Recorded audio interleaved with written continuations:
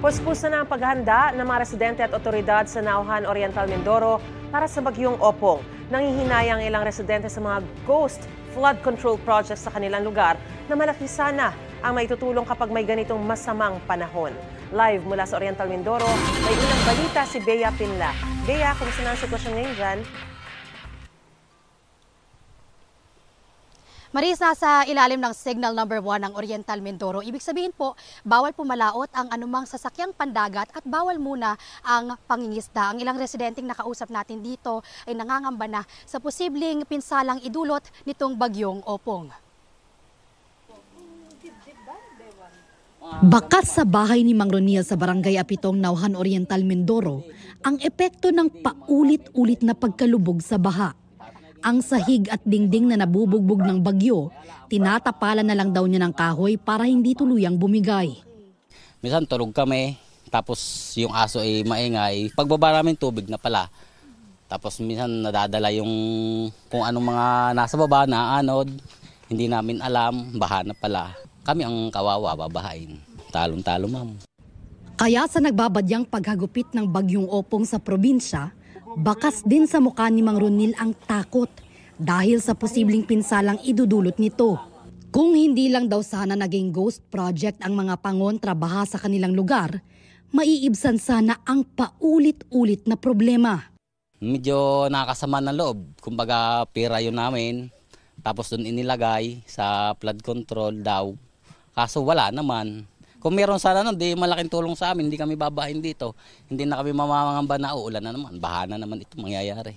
Pati hanap buhay ng mga magsasakang gaya ni Mang Alan, malulubog na naman daw. Yan pong palayang ito, yan pong mga nakita natin yan. Yan po ay talagang lubog po sa tubig yan. Ang nangyayari po sa amin, nagiging kaawa-awa, maliliit na katulad namin, na wala pong ibang inaasahan kundi po makisaka or may palayan. Yung flood control na yun sayang, kung dito nga sana napalagay, edi sana wala na po kaming. Nung bumisita ang DPWH sa Barangay Apitong, hindi matunton ang 3 proyektong kontrabaha na pinondohan at idineklarang tapos na noong 2024. Ngayon, puspusan ang paghahanda ng mga otoridad para sa bagyong Opong. Magkakaroon po tayo ng pakikipag-ugnayan doon sa ating mga kabarangay na malapit dito sa yung mga prone na area na binabaha upang wala pa man po yung baha ay palilikasin na po natin. Kung kinakailangan lumikas, pumunta na sa mga ligtas na lugar or yung mga evacuation center or yung mga kamag-anak nilang may mga malalaking bahay na pwede nilang tigilan pagka dumating yung bagyo.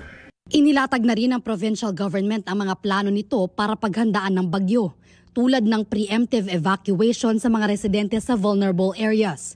Suspendido na rin sa Biyernes ang pasok sa lahat ng antas sa mga pampubliko at pribadong paaralan, pati sa government offices sa Oriental Mindoro.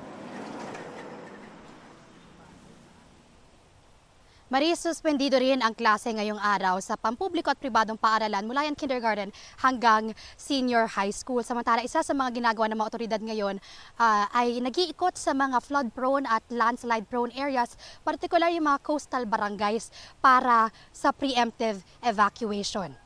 Yan ang unang balita mula rito sa Oriental Mindoro. Bea Pinlac para sa GMA Integrated News. Gusto mo bang mauna sa mga balita? Mag-subscribe na sa GMA Integrated News sa YouTube at tumutok sa unang balita.